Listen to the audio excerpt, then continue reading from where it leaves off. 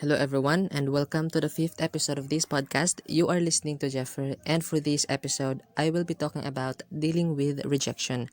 But before we talk about that one, let me say something first and do some quick plugging. My podcast is already available on the following platforms: Pocket Cast, Google Podcast, Radio Public, and Spotify. Just search for Life Talks or Life Detour or Jeffrey Diag, and then you can have access to my podcast and its episodes. And also, this is the first time that I'm going to do this. Do not forget to follow my podcast on Spotify and subscribe to my YouTube channel, Jeffrey Diag.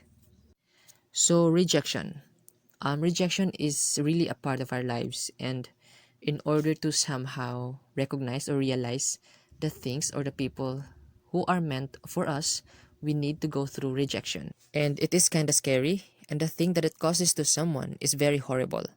When we mishandle it, we fall into the place of misery and sorrow, that even the brightest thing gives no light, and that even what sounds as a good news brings no hope. It makes us feel down, and we hardly think of a way to lift ourselves up because we are dragged by the feeling of worthlessness.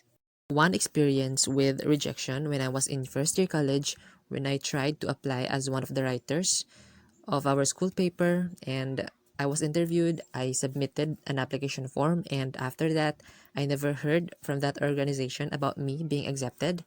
So I already took that as a message that no, I was not accepted. So basically, I was rejected, and I had so many questions at that time. Am I not good enough? Am I that undeserving to not become a part of that organization? What made me insufficient? So those were the questions I asked but never tried to answer and just move on. When we talk about rejection, it could actually mean rejection from a particular group or organization, friendships, and even romantic relationships. But the feeling that we get from being rejected varies according to the situation or where rejections come from. If, for example, you are rejected from a particular group or you are kicked out from that particular organization, there might be a less amount of pain. But it would be very unfair to say that because the feeling that you get from rejection does not depend on the situation, but it depends on the level of your desire. If you have already devoted your time, attention, and expectation to the thought of being in that group, but then got rejected, there might be a heavy weight of pain. Imagine your expectations being tied in a rope and being pulled up that it makes it too elevated, and then with a blink of an eye, the rope is immediately cut and it let your expectations fall into solid ground. It could actually break us in so many ways, and we can't seem to spot the areas our fallen pieces landed. Having to experience that form of rejection is painful enough, much more if we experience rejections from the context of friendship or romantic relationships.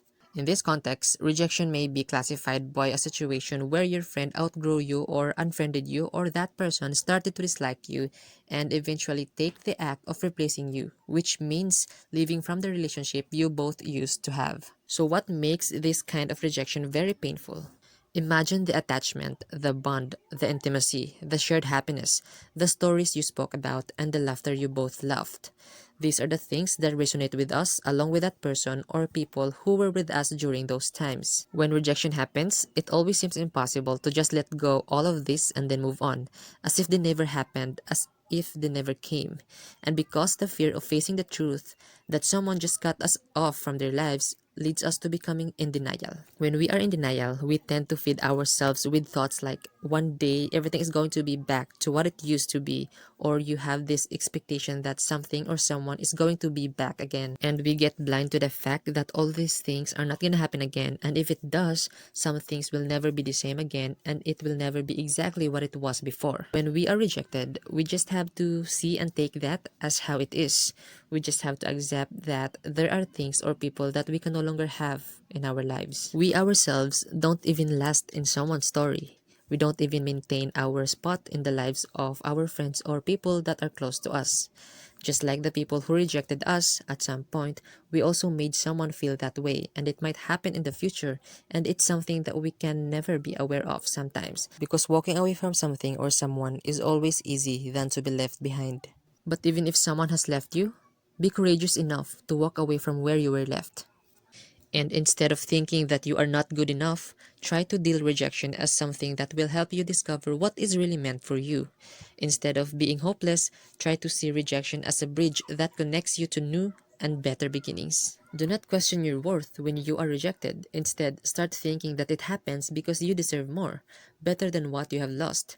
And we might find ourselves in the wrong place because something or someone made us feel undeserving, but know that sometimes being in the wrong direction leads us to the right places.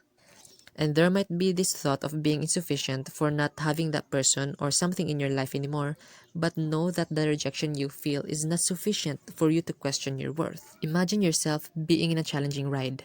The wheels of the car you are riding in are not destined to stop at the sight of these people, and being able to recognize that thought means having the courage to continue the ride and enjoy the moment. Beautiful things are waiting for you when you reach the other side of the street. You will have what you deserve, you will get what you desire eventually, somewhere down the road. Rejection could be a good thing, but when you take it with a very limited perception, it could trap and imprison you to your own dark thoughts, which is obviously not a good thing. And instead, channel every bit of your attention to optimism, and instead of dealing with this with all the could have beens and what ifs, start thinking that rejection teaches us to value what is left with us. In the context of being rejected from a particular group or organization, use rejection as a motivation to become a better person. Rejection is actually telling you to strive harder and to be more in order for you to be deserving of the spot. And in the context of being rejected by people, just think that the people who leave us are going to be replaced with better ones. And if we channel our attention to things and people that are intended to be a constant part of our lives, then we might this time feel a sense of gratitude towards rejection for giving us the opportunity to appreciate right things and to be with right people in the right places. And that ends the fifth episode of this podcast. This is Jeffer, and thank you for being with me.